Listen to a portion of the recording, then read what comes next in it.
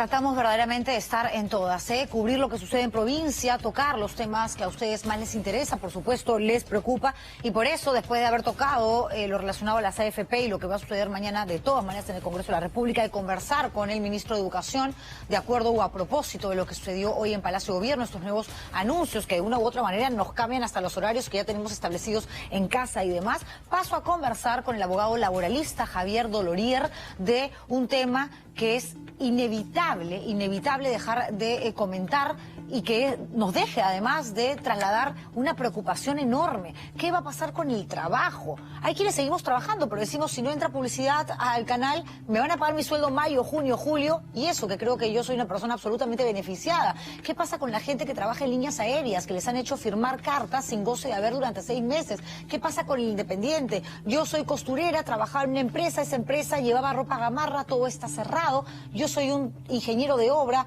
un obrero, ya esta construcción no va a avanzar por lo menos de aquí a 2 o 3 meses. De eso y más converso con el doctor Dolorier. Gracias por venir. A ti, por favor. Se están cometiendo muchos abusos con la excusa de la cuarentena. O sea, uno no puede entender que todas las empresas, las pequeñas y las grandes, están pasando por una situación muy difícil, donde no hay liquidez, donde no hay esa inyección de plata que ingrese y que te permite cumplir con tu planilla, pero claro, hay otros que todavía podrían hacerse cargo de su gente abril, mayo, junio, porque tienen, digamos, ese presupuesto guardadito y no lo quieren hacer y están abusando. Y paralelamente a esto, doctor Dolorier, los supervisores, los fiscalizadores de SUNAFIL no están trabajando. Así es. ¿Qué hacemos? El contexto es muy complicado.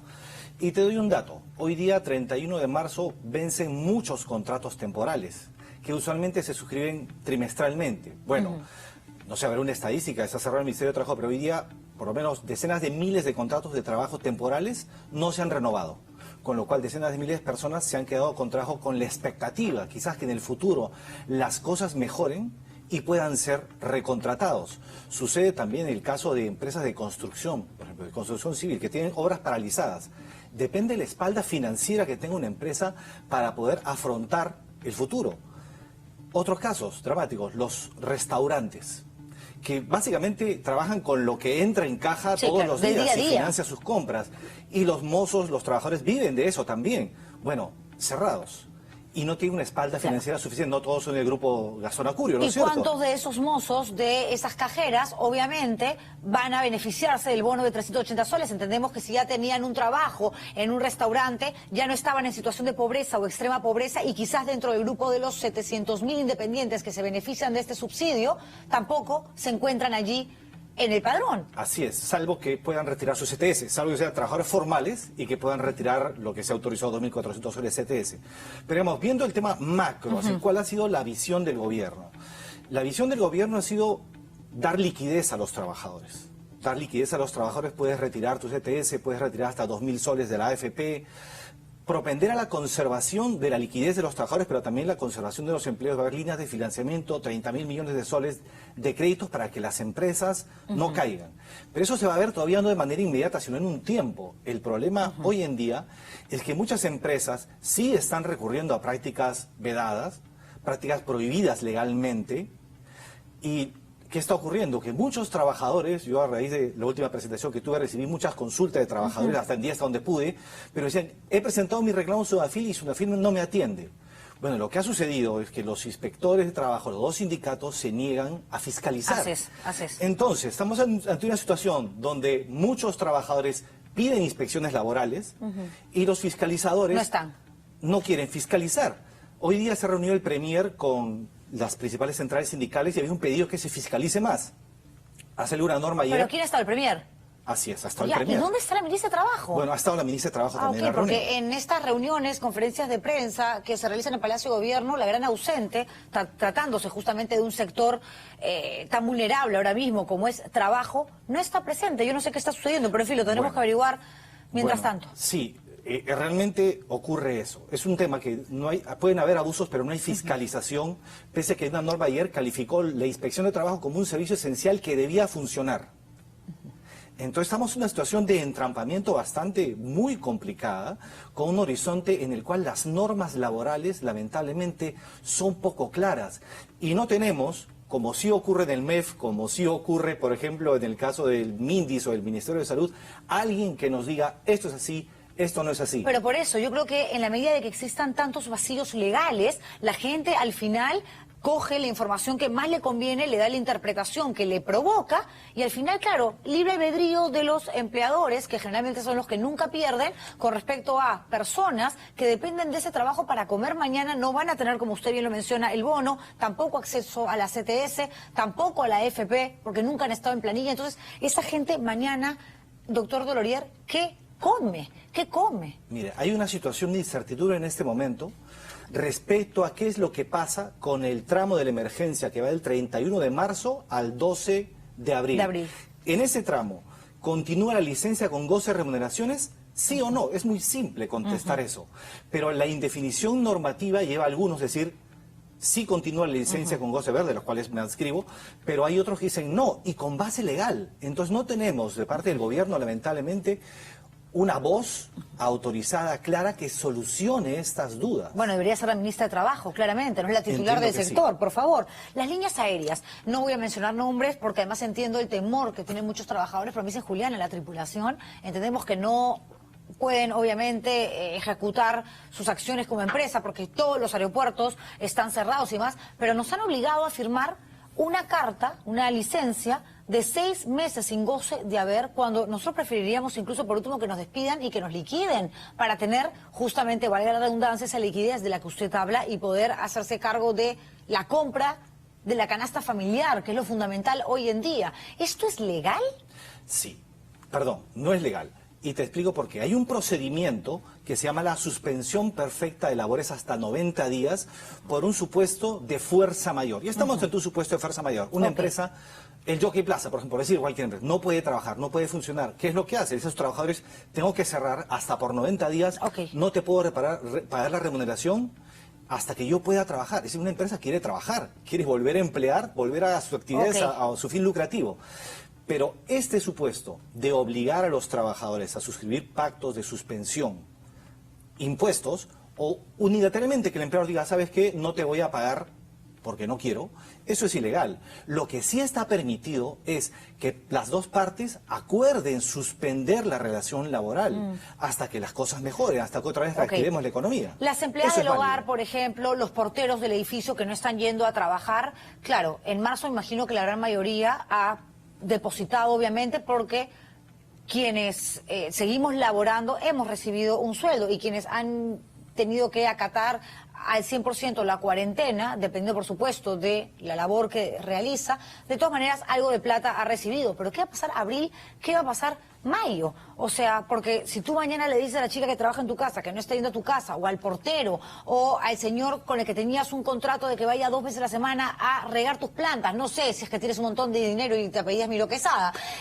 ¿cómo haces para decirle no te puedo pagar? Porque luego ella podría decir, ¿pero por qué? Si esto no depende de mí, yo no estoy yendo a trabajar por la cuarentena, mañana te pueden denunciar. Sí, ese supuesto podemos trabajar a nivel de las trabajadoras del hogar, perfecto, y hay un tema que se puede aplicar también a una gran empresa, donde los trabajadores, sobre todo los directivos, dicen, ¿sabes qué? Nos vamos a sacrificar por la organización. ¿Me vas a pagar después? No importa, pero este mal bache, este mal momento, vamos a pasarlo juntos. Un acuerdo de reducción de remuneraciones es válido. Hay leyes muy antiguas laborales que permiten este acuerdo de reducción de remuneraciones temporal, objetivo. Una trabajadora del hogar hoy día ya parece que ya no está permitido que se desplace, ya no pueden sacar el salvoconducto. Entonces, ya, ¿qué pasa en ese caso? Se les tiene que pagar la licencia con goce de abril hasta el 12 de abril. Existe ese vacío normativo, que puede ser una disquisición jurídica, pero que tiene un impacto real y muy fuerte en la sociedad. Y como te digo, los laboralistas trabajamos con muy pocas herramientas. Por ejemplo, parecemos médicos de un hospital, que tenemos muy pocas herramientas para trabajar, para dar claridad y seguridad a los empleadores y los trabajadores de qué derecho les corresponde y qué obligaciones tienen. Es que regresamos a lo mismo, ¿no? En la medida de que la norma no sea lo suficientemente clara, las especulaciones, las interpretaciones van a estar a la orden del día y finalmente los que terminan, como siempre, siendo los afectados, ¿no? Los pobres del cuento, somos los empleados, porque el empleador te puede decir, yo no tengo plata, mira, ¿sabes qué? Lo único que te ofrezco es pagarte el 20% de tu sueldo, por lo menos hasta junio, no sabemos cuánto va a durar esto, pero de ninguna manera el 100% porque no estás viniendo a trabajar y a mí no me está entrando plata. Tú no sabes cuánto dinero tiene ahorrado la persona que te contrata, que de repente a esas 20 personas, no es una empresa muy grande, pero en fin, sí les podría pagar, pero está aprovechando la coyuntura para decir, yo guardo mi dinero porque no puedo estar gastando tanto sueldo, que también sería comprensible, pero digamos, yo creo que el límite que separa el abuso hasta el acuerdo humano entre dos seres humanos, valga la redundancia, entre dos personas que desde sus diferentes perspectivas se están viendo también afectadas, es muy difícil de vislumbrar. Pero quien debería determinar esto es la inspección laboral, que como habíamos conversado en este momento no está funcionando. Si un trabajador tiene una queja, un reclamo, y seguramente hay muchas quejas, tiene derecho a ser atendido por la fiscalización laboral. Señor, el caso más claro, ¿no? Me están obligando a trabajar pese a que esta actividad no está autorizada por la ley. El caso de los call centers que conversamos, ¿no es cierto? Entonces, sí. ¿Quién va y fiscaliza? Nadie, porque SUNAFIL no está. Claro, digamos, el superintendente de SUNAFIL está yendo apagando incendios, él con un equipo muy reducido de inspectores que sí lo están haciendo. De acuerdo. Pero lo que se pide, los que piden tener los trabajadores la garantía de que sus reclamos sean atendidos. Es lógico, es lógico. Doctor Dolorier, una última pregunta, pues se me acaba el tiempo. ¿Se van a tener que recuperar al 100% los días no trabajados? Es decir, yo te voy a pagar tu sueldo, ¿ok? Porque en el edificio nos hemos puesto de acuerdo en que el portero que no ha podido venir, de todas maneras, reciba su remuneración porque estamos pagando el mantenimiento. Ok, pero una vez que esto se normalice, vas a tener que trabajar más horas o venir todos los sábados y domingos porque antes los fines de semana tú no laborabas. ¿Eso es legal? ¿Va a ser incluso posible de ejecutar? Entramos otra vez a un escenario de incertidumbre por falta de claridad normativa. ¿Qué es lo que dice la norma laboral? Dice, la compensación del tiempo de licencia con goce de haber será de acuerdo entre las partes. Si no hay acuerdo entre las partes, tiempo por tiempo. Van a ser, digamos, un total de 160 horas, se compensará trabajando sábados, domingos, jornada extra. Pero no te dicen sobre qué tú puedes compensar. Puedes compensar contra vacaciones truncas o futuras, por ejemplo, o por sueldo. Un trabajador dice, ¿sabes qué? Yo no quiero tocar mis vacaciones, yo te devuelvo en cuotas mensuales un tiempo. ¿Sabes qué? Compensamos contra la gratificación de julio. Dan un margen tan amplio para la compensación que ya da inseguridad. Debería salir una norma a la cual todos nos atengamos. Se puede compensar contra esto, sí, esto no. Eso da seguridad a los trabajadores y a los empleadores, que es lo que todos están pidiendo. Así es lógico, porque depende, por supuesto, de la postura, la posición en la que uno está, obviamente, ubicado en este tiempo y espacio. Hay gente que es empresaria, pequeña empresaria, pero finalmente tiene gente de la que, por supuesto, se tiene que hacer cargo porque son absolutamente dependientes, son empleados. En fin, gracias por haber venido, siempre un placer tenerlo aquí. Javier Dolorier, abogado laboralista, conversando con nosotros. ¿Y saben con quién voy a conversar luego de la publicidad? Con Jorge Muñoz.